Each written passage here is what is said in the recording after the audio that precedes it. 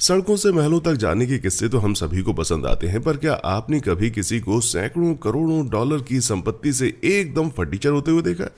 आपको बता दें, भारतीय बिजनेसमैन अनिल अंबानी के साथ लगभग ऐसा ही हुआ।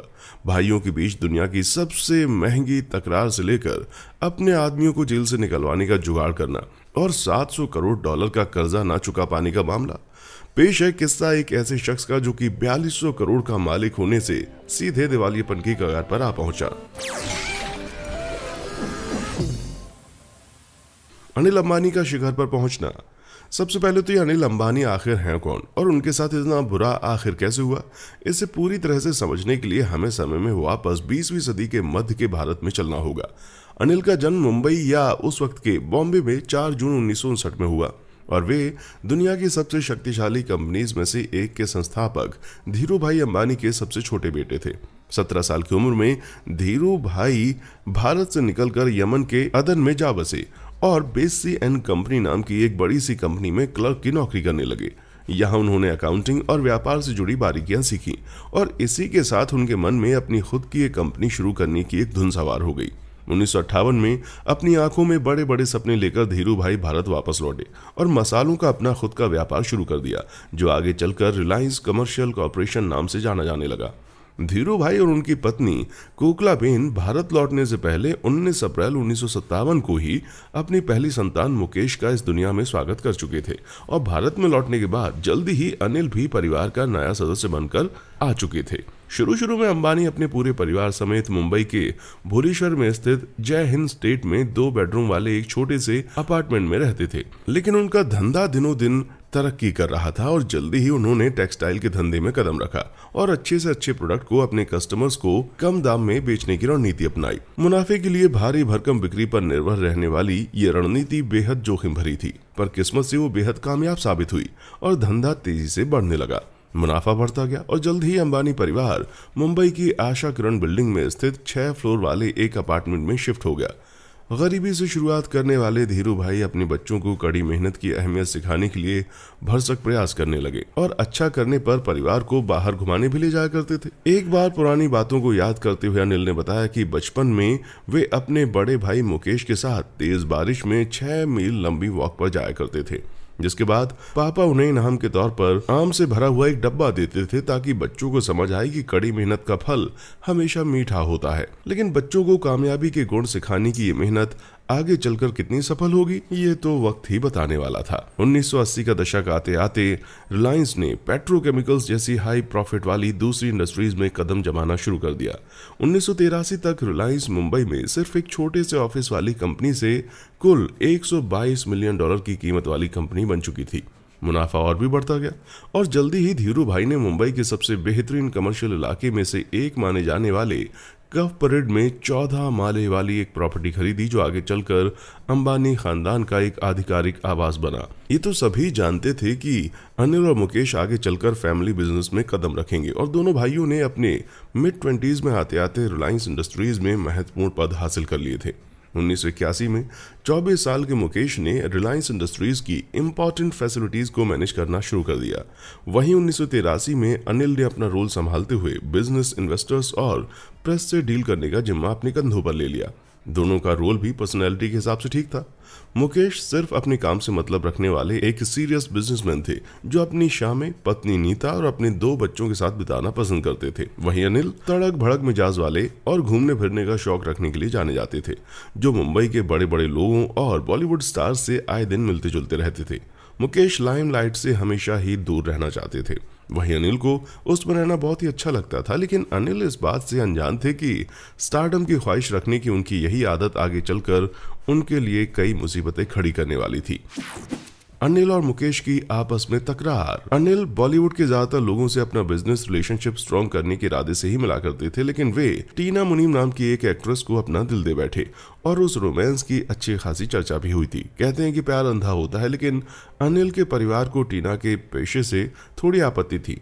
उस जमाने में अंबानी जैसे परंपरावादी परिवारों में लड़कियों का फिल्म जगत में जाना अच्छा नहीं माना जाता था और इसी कारण परिवार वालों ने अनिल को टीना से अलग हो जाने के लिए कहा। लेकिन काफी मान मनव्वल के बाद उनके माँ बाप इस रिश्ते के लिए आखिरकार राजी हो गए और फरवरी 1991 में अनिल और टीना एक दूसरे के साथ विवाह के बंधन में बंध गए। अनिल को लगा होगा कि शायद ये आखिरी दफा हो जब उन्हें अपने परिवार वालों के खिलाफ जाना पड़ा हो, पर आगे चलकर उनकी जिंदगी में आने वाले और भी जबरदस्त तूफानों के बारे में उनको जरा भी अंदाजा नहीं था। साल 2002 तक रिलायंस ग्रुप की एक हैसियत 1500 करोड़ डॉलर से ज्यादा हो चुकी थी और अंबानी परिवार पर जल्दी ही एक मुसीबत भी आने वाली थी। उसी साल 6 जुलाई को धीरूभाई अंबानी की हार्ट अटैक पड़ने की वजह से 69 साल की उम्र में मौत हो गई।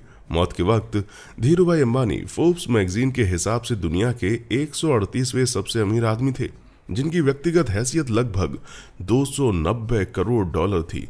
उस वक्त भारत में विरासत की संपत्ति का कानून बहुत ही सख्त था और अंबानी बंधुओं को हिंदू सक्सेशन एक्ट का सामना करना पड़ा। हिंदू नियमों के मुताबिक यदि कोई गृह स्वामी बिना आखिरी इच्छा के या विल के मर जाता है तो उसकी संपत्ति उसकी विधवा और बच्चों में बांटी जाती है। लेकिन इस सबसे भी ज्यादा मुश्किल काम था रिलायंस इंडस्ट्रीज को बिना किसी विवाद के स्मूथली चलाना।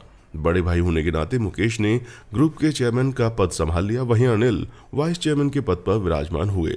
आप सोच रहे होंगे अब ये विवाद सुलझ गया होगा, लेकिन दोनों भाइयों के व्यक्तित्व में जमीन आसमान का अंतर होने के कारण शक्ति विभाजन होते ही दोनों में दरारें पड़ना शुरू हो गईं। बड़े होने के नाते मुकेश खुद को सबसे बड़ा बॉस मानते थे, लेकिन अनिल का कहना था कि वे दोनों बराबर हैं।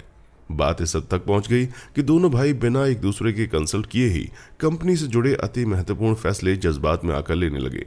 भाइयों में आपसी विवाद होना कोई बड़ी बात नहीं है, खासकर जब दोनों में खुद को बेहतर साबित करने की होड़ लगी हो। लेकिन रिलायंस भारतीय अर्थव्यवस्था के लिए इतनी ज्यादा महत्वपूर्ण हो चुकी थी कि इस विवाद को जल्दी ही सुलझाना बेहद जरूरी हो गया था। मामला जब हद से ज्यादा बढ़ने लगा तो भारत के वित्त मंत्री ने भी दोनों के बीच सुलह कराने की कोशिश की, लेकिन कोई फायदा नहीं हुआ। पर इतिहास का सबसे महंगा भाइयों के बीच का यह आपसी विवाद किसी मंत्री द्वारा नहीं सुलझने वाला था, बल्कि इसके लिए तो दोनों भाइयों की प्यारी माँ को ही मैदान में आना पड़ा। जी हाँ, कोकिलाबेन अंबानी। कोकिलाबेन के लाख समझाने के बावजूद दोनों के तेवर जरा भी कम नहीं हुए और कंपनी की लीडरशिप को लेकर विवाद जारी रहा।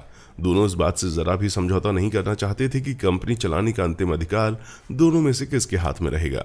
अंत में झगड़े को समाप्त करने के लिए कोकिलाबेन ने रिलायंस इंडस्ट्रीज का विभाजन करने का फैसला किया। एक हिस्सा मुकेश को और दूसरा अनिल को। कंपनी को कंट्रोल करने के मामले में भले ही दोनों भाई एक दूसरे के विरोध में रहे हों, पर इस बात पर दोनों सहमत थे कि रिलायंस एंटरप्राइजेस को कई अलग अलग इंडस्ट्रीज में धंधा बरकरार रखना चाहिए। समझौते के तहत मुकेश ने पहले से ही पैर जमा चुके मुनाफे वाले बिजनेस जैसे रिलायंस इंडस्ट्रीज और मुख्य रूप से गैस बेचने वाली रिलायंस पेट्रोकेमिकल्स जैसी कंपनीज को अपने हिस्से में ले लिया। वहीं अनिल ने थोड़ा नई किस्म की चमक धमक वाली इंडस्ट्रीज को चुना, जिनमें भविष्य में जबरदस्त ग्रोथ का अंदाजा लगाया जा रहा था, जैसे कि रिलायंस कम्युनिकेशन और रिलायंस पावर। बंटवारे के समझौते में एक करार यह भी था कि दोनों कम से कम 10 साल तक एक दूसरे के बिजनेस में कदम नहीं रखेंगे। समझौते में राइट ऑफ फर्स्ट रिफ्यूजल करार भी था, जिसमें तय हुआ कि यदि कोई पक्ष अपना कोई बिजनेस बेचना चाहेगा तो दूसरों से पहले उसे अपने भाई को ऑफर देना होगा, जिसके मना करने के बाद ही कोई दूसरा पक्ष उसे खरीद पाएगा। देखने में तो यह समझौता विवाद का एक अच्छा अंत समझ में आ रहा था, पर असल में यही आगे चलकर दोनों भाइयों के विवाद को और ज्यादा गहरा करने का कारण बना। 3 साल चलने वाली सौदेबाजी के बाद रिलायंस का बंटवारा फाइनलाइज हुआ और दिसंबर 2005 में भारत के सर्वोच्च न्यायालय ने भी इस पर अपना ठप्पा लगा दिया। दोनों भाई अपने अपने ब्रांड में हल्का फुल्का बदलाव करके अपने अलग अलग धंधों में जुट गए। मुकेश ने कंपनी के अपने हिस्से को रिलायंस इंडस्ट्रीज लिमिटेड नाम दिया, वहीं अनिल ने अपने हिस्से आने वाली कंपनीज को रिलायंस अनिल धीरूभाई अंबानी ग्रुप या आमतौर पर रिलायंस एडीए ग्रुप का नाम दिया। 2006 आते आते दोनों भाई देश की 2 सबसे बड़ी कंपनीज के टॉप लीडर के रूप में स्थापित हो चुके थे। दोनों अब भी अपनी पुश्तैनी मकान में एक ही छत पर रहते थे, फिर भी दोनों में बहुत ज्यादा दूरियां आ चुकी थीं, इतनी कि दोनों किसी भी तरह एक दूसरे को पछाड़कर सबसे बड़ा अंबानी बनने की होड़ में लगे रहते थे। अनिल अंबानी का गोल्डन पीरियड। शुरू में तो अनिल का बिजनेस खूब फला फूला। उनका पहला सबसे बड़ा वेंचर था टेलीकॉम जगत में कदम रखना, जहां उन्होंने रिलायंस कम्युनिकेशन नामक अपने नए और सस्ते मोबाइल नेटवर्क को लॉन्च करके एक नई क्रांति ला दी। टेलीकॉम जगत में आने वाली नई टेक्नोलॉजी से कदम मिलाकर चलने के लिए अनिल ने करीब 200 crore dollar 3G wireless technology में इन्वेस्ट कर डाले। उस वक्त 3G टेक्नोलॉजी दुनिया की सबसे बेहतरीन चीजों में से एक थी और रिलायंस कम्युनिकेशन इस मामले में देश की नंबर 1 कंपनी बन चुकी थी। पर अनिल इतने में संतुष्ट नहीं हुए और वे अपने अगले बड़े बिजनेस में कदम रखने के लिए तैयार थे। बाजार में अपनी पकड़ को मजबूत बनाने के लिए अनिल ने लगातार मुनाफे में चल रही एडलेफ्स फिल्म्स और उसके मूवी थिएटर चेन को 2005 में खरीद लिया और उसे रिलायंस मीडिया वर्कर्स का नाम दिया। 2008 तक अनिल भारत के सबसे बड़े मल्टीप्लेक्स नेटवर्क के ओनर बन चुके थे, जिनके अंडर में 700 से ज्यादा स्क्रीन चल रही थी। अनिल ने हॉलीवुड की दुनिया में कदम रखते हुए American film maker Steven Spielberg के साथ 120 करोड़ डॉलर की डील साइन की, जिसके तहत वे 2008 में स्टीवन की कंपनी ड्रीम वर्क्स में पैसे लगाने वाले थे। ड्रीम वर्क्स में इन्वेस्टमेंट के कारण अनिल को द वॉर हॉर्स, लिंकन और ब्रिज ऑफ स्पाइस जैसी फिल्मों की जबरदस्त कामयाबी से फायदा उठाने का मौका मिला। साल 2012 में ऑस्कर के लिए नॉमिनेट होने वाली 11 फिल्मों में रिलायंस मीडिया वर्क्स का पैसा लगा हुआ था, जिसमें से ऑक्टेविया स्पेंसर ने तो हेल्प के लिए बेस्ट परफॉर्मेंस का अवार्ड भी जीता। अनिल अपने घर पर आए दिन हिट हॉलीवुड फिल्मों की प्राइवेट स्क्रीनिंग ऑर्गेनाइज करते और उस पार्टी में मुंबई के सभी जाने माने चेहरे रेगुलरली नजर आते थे, सिवाय एक के, और वो चेहरा थे मुकेश अंबानी। साल 2008 में अनिल अपने करियर के गोल्डन पीरियड के चरम पर थे। उन्होंने जब रिलायंस पावर के शेयर्स को बेचने के लिए इनिशियल पब्लिक ऑफरिंग शुरू की तो भारतीय स्टॉक मार्केट पर एक नया इतिहास रच दिया गया। लोगों ने कंपनी के शेयर्स को 10.6 गुना ज्यादा डिमांड किया और सारे के सारे शेयर 300 करोड़ डॉलर में मात्र 60 सेकंड के अंदर ही बिककर खत्म हो गए। अनिल की कामयाबी में 4 चांद लगाते हुए फोर्ब्स की 2008 में आने वाली लिस्ट में उन्हें दुनिया के 6वें सबसे अमीर आदमी का खिताब दिया गया, जिसकी पर्सनल वेल्थ 4200 करोड़ डॉलर से भी ज्यादा थी। लेकिन अनिल का मन इतने से भी नहीं भरा और अभी भी खुद को भाई से कंपेयर करके ये मायूस थे, क्योंकि मुकेश दुनिया के 5वें सबसे अमीर व्यक्ति थे, जो अनिल के मुकाबले करीब 100 करोड़ डॉलर ज्यादा की संपत्ति रखते थे। पर अनिल को जरा भी अंदाजा नहीं था कि यही जलन उन्हें आसमान से एकदम जमीन पर लाने वाली थी। रिलायंस कम्युनिकेशन का डूबना। अनिल की असल परेशानी तब शुरू हुई जब उन्होंने पाया कि उनकी मोबाइल कंपनी रिलायंस कम्युनिकेशन के बाजार में मुनाफेदार बनाए रखने के लिए कंपनीज द्वारा की जाने वाली बिक्री में अच्छा खासा इजाफा करना बेहद जरूरी हो गया था। नई टेक्नोलॉजी के चक्कर में बिजनेस को एक्सपेंड करने के लिए अनिल ने रिलायंस कम्युनिकेशन के नाम पर बैंकों से बेहद बड़े बड़े लोन उठा रखे थे। अनिल करीब 200 करोड़ डॉलर 3G टेक्नोलॉजी में इन्वेस्ट कर चुके थे और ये 3G एक्सपेंशन अकेले तौर पर रिलायंस कम्युनिकेशन के कुल कर्जे के लगभग 50% से ज्यादा हिस्से के लिए जिम्मेदार माना जाता है। लेकिन दूर अंधेरे में अभी थोड़ी उम्मीद नजर आ रही थी, क्योंकि उस वक्त रिलायंस कम्युनिकेशन साउथ अफ्रीका की मोबाइल कंपनी MTN के साथ विलय करके एक बड़ी सी मोबाइल कंपनी बनाने के लिए बातचीत कर रही थी। उम्मीद थी कि ऐसा करके दुनिया की सबसे पावरफुल कंपनीज में से एक मानी जाने वाली मोबाइल कंपनी की शुरुआत होगी, जो 2 सबसे तेजी से बढ़ने वाले मार्केट इंडिया और साउथ अफ्रीका में अपनी पकड़ बनाएगी। इन 2 बाजारों की कुल कीमत 7,000 करोड़ डॉलर से भी ज्यादा मानी जाती है। पर अफसोस कि ये प्लान पूरी तरह नाकामयाब रहा और इसके लिए अंबानी परिवार का ही कोई शख्स जिम्मेदार था। आपको बंटवारे के समझौते में राइट ऑफ फर्स्ट रिफ्यूजल वाला वो करार याद है, जिस पर साल 2005 में दस्तखत किए गए थे? उसके हिसाब से रिलायंस कम्युनिकेशन की सेल या मर्जर की स्थिति में शेयर खरीदने का पहला अधिकार मुकेश अंबानी को मिलना था। ये कानूनी पेच फंस जाने के कारण MTN इस डील को फाइनल करने से कतराने लगी और जुलाई 2008 में ये पूरी तरह से समाप्त हो गई और उसके साथ ही अपना कर्ज अदा करने का अनिल का सपना भी हमेशा हमेशा के लिए चकनाचूर हो गया। जैसे इतना बुरा काफी नहीं था, जो कि अप्रैल 2011 में अनिल के मैनेजिंग डायरेक्टर और 2 वाइस प्रेसिडेंट को रिलायंस कम्युनिकेशन द्वारा पैसा इन्वेस्ट किए जाने वाली कंपनीज के लिए जुगाड़ के जरिए सस्ते टेलीकॉम लाइसेंस लेने के आरोप में गिरफ्तार किया गया, ताकि कंपनी के शेयर को कृत्रिम रूप से ऊपर चढ़ाया जा सके। गले तक कर्ज में डूबे अंबानी अब कांडों से भी घिर चुके थे और बस एक ही रास्ता समझ आ रहा था कि कर्ज चुकाने के लिए कोई नया लोन उठाया जाए। साल 2012 में Anil commercial bank of China, China development bank और एक्सिम बैंक ऑफ चाइना नामक 3 बैंकों से कर्ज लेने में कामयाब रहे।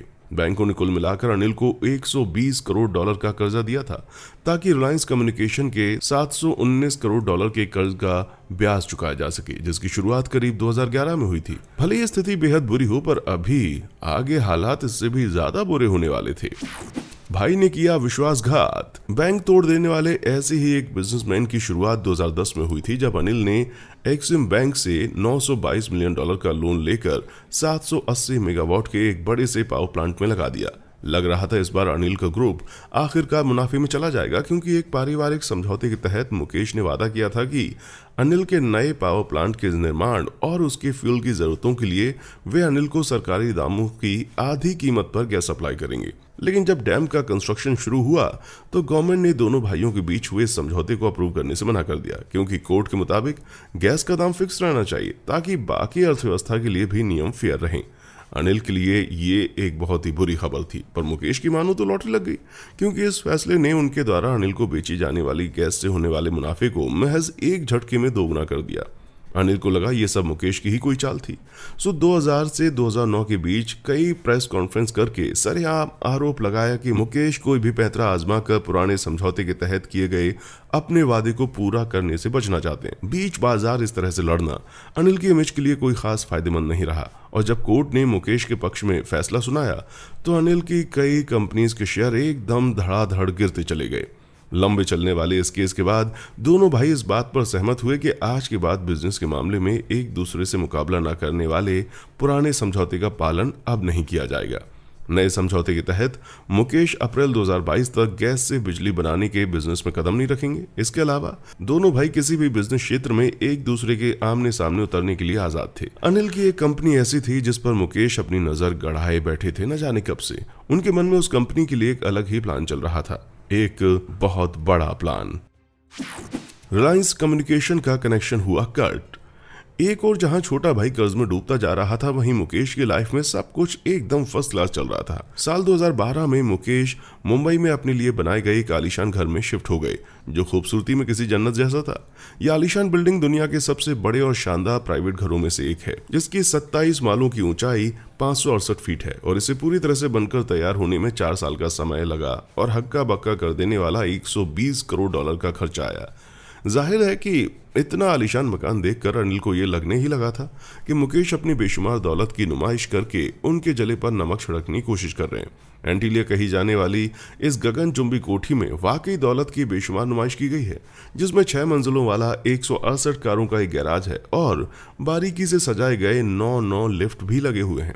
एंटीलिया में अपना खुद का एक 50 सीटों वाला प्राइवेट मूवी थिएटर भी है, पर मानो जैसे टीवी पर ड्रामा की भरपूर खुराक ना मिल पा रही हो, जो मुकेश ने बिल्कुल फिल्मों की तरह असल जिंदगी में अपने छोटे भाई को धोखा देने का काम किया। सितंबर 2016 में नए समझौते के तहत एक दूसरे के बिजनेस में एंट्री करने की इजाजत मिलने से करीब 1 साल बाद मुकेश ने कम्युनिकेशन इंडस्ट्री में धमाकेदार एंट्री करते हुए अपना खुद का मोबाइल नेटवर्क जियो लॉन्च कर दिया। जियो ने जल्द ही अपने पहले 15 करोड़ सब्सक्राइबर पूरे कर लिए और कम दाम में 4G नेटवर्क ऑफर करके मार्केट में बड़े से बड़े खिलाड़ी को खुद से कहीं पीछे छोड़ दिया। जियो ने भारतीय टेलीकॉम इंडस्ट्री को एकदम से बदल कर रख दिया। वहीं अनिल की रिलायंस कम्युनिकेशन भारी भरकम कर्ज के कारण मानो बस किसी तरह घिसट घिसट के चल रही थी। किसी समय में भारत की सबसे बड़ी मोबाइल कंपनी रह चुकी रिलायंस कम्युनिकेशन की कीमत उसमें कुल 98% की गिरावट आई, वो भी महज 3 सालों के अंदर। यह साफ तौर पर नहीं कहा जा सकता कि अपने छोटे भाई के बिजनेस में इतने आक्रामक ढंग से उतरने के पीछे मुकेश की नीयत आखिर क्या थी, लेकिन इतना तो तय है कि जियो की कामयाबी कहीं ना कहीं अनिल के बिजनेस को और भी घाटे में ले जा रही थी। हीरो से बनी जीरो। टेलीकॉम मार्केट में मुकेश की जबरदस्त कामयाबी के बाद अनिल और भी बड़ी मुसीबतों में फंस गए। अनिल के भूतपूर्व पार्टनर और स्वीडिश नेटवर्क कंपनी एरिक्सन ने साल 2016 में रिलायंस कम्युनिकेशन पर पहले लिए गए 8 करोड़ डॉलर के लोन की किस्त और ब्याज न चुकाने का आरोप लगाते हुए मुकदमा दायर कर दिया, और सुप्रीम कोर्ट ने अनिल के सामने 2 बड़े ही साधारण से ऑप्शन रखे, ब्याज अदा करो या जेल जाओ। ब्याज अदा करने का टाइम खत्म होने में सिर्फ कुछ ही दिन बचे थे, तभी एक ऐसी मदद आई जिसकी किसी ने सपने में भी उम्मीद नहीं की थी। मुकेश नहीं चाहते थे कि किसी भी अंबानी का नाम दिवालिया होने या जेल जाने के साथ जोड़ा जाए, और कुछ भी करके उन्हें ऐसा होने से रोकना होगा। तो वे ढेर सारे रुपए लेकर आए और अपने भाई अनिल को पूरी तरह से बर्बाद होने से बचा लिया। देखने में भले ही एक भाई का दूसरे भाई के लिए प्यार नजर आता हो, लेकिन अपने चिर विरोधी द्वारा बर्बाद होने से बचाए जाना अनिल के लिए बहुत ही ज्यादा अपमानजनक रहा। एरिक्सन वाले कांड के बाद अनिल समझ चुके थे कि टेलीकॉम इंडस्ट्री में उनके गिने चुने दिन ही बाकी हैं, और 2 फरवरी 2019 वाले दिन रिलायंस कम्युनिकेशन ने आखिरकार खुद को दिवालिया घोषित किए जाने के लिए अर्जी डाल ही दी। पर अनिल की मुसीबतें अभी कहाँ खत्म होने वाली थीं, क्योंकि कर्जा देने वाले और भी लोग जी जान लगाकर उनके पीछे पड़े हुए थे। अनिल की दिन ब दिन कम होती दौलत में से जिस किसी को भी अपना हिस्सा चाहिए था, वो सभी लाइन में लग गए, और 2010 के दशक के अंतिम भाग तक कर्जा देने वाले कई लोग हाथ धोकर अनिल के पीछे घूमते रहे। अनिल को कर्जा देने वालों में सबसे अहम थी चाइना की वो 3 बैंक्स जिनके पैसे अनिल ने अब तक लौटाए नहीं थे। उन बैंकों ने साल 2019 में लोन चुकता करने की पर्सनल गारंटी का उल्लंघन करने का आरोप लगाते हुए अनिल पर एक मुकदमा दायर कर दिया। 122 करोड़ डॉलर का उधार लेने के 7 साल बाद भी अनिल उसका एक बहुत ही छोटा हिस्सा अदा कर पाए थे और बैंक वाले 71.7 करोड़ डॉलर की बची हुई रकम वापस लिए बगैर अनिल का पीछा छोड़ने वाले नहीं थे। ऐसा लग रहा था मानो अनिल कर्ज के इस समुंदर से कभी बाहर नहीं आ पाएंगे और अंत में वो एक ऐसे मुकाम पर पहुंच गए जो आज से महज 10 साल पहले उनके लिए नामुमकिन सी बात लगती।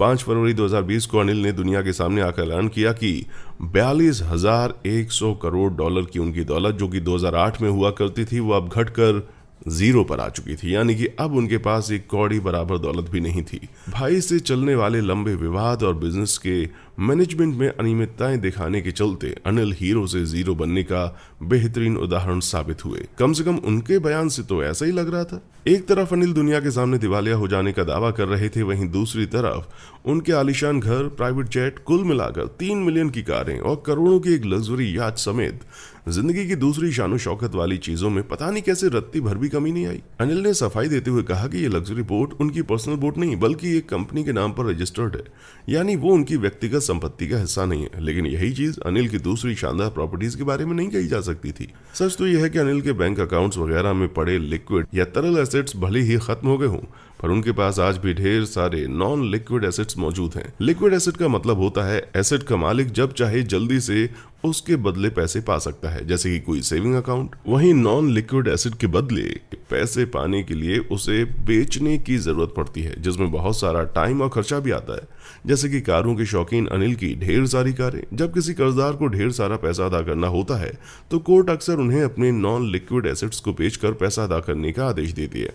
सुनवाई के दौरान अनिल ने दावा किया कि अपने वकीलों की फीस भरने के लिए उन्हें घर के सारे जेवर बेचने पड़े, पर कमाल है कि उन्हें अपना आलीशान घर और 30 मिलियन डॉलर की कीमत वाली कार नहीं बेचनी पड़ी, क्योंकि उनके वकीलों के मुताबिक ये सारी चीजें अनिल नहीं बल्कि दूसरे लोगों के नाम पर थीं। इतना ही नहीं, साल 2021 में दावा किया गया कि अनिल ने विदेशों में स्थित अपने गुप्त अकाउंट्स में करोड़ों डॉलर की संपत्ति छिपा रखी है। यानी कुल मिलाकर अनिल के दिवालिया होने का असली सच आज भी कई राजों से घिरा हुआ है। चाइनीज बैंक वाले केस में सुनवाई के दौरान जब एक बार जज ने कहा कि जरूरत पड़ी तो अनिल अपने भाई से और भी पैसे ले सकते हैं, तो अनिल ने हंसते हुए जवाब दिया कि आपसी भाईचारे की मिसाल का वो ऑफर बार बार रिपीट नहीं किया जाने वाला, बल्कि वो एक वन टाइम ऑफर था।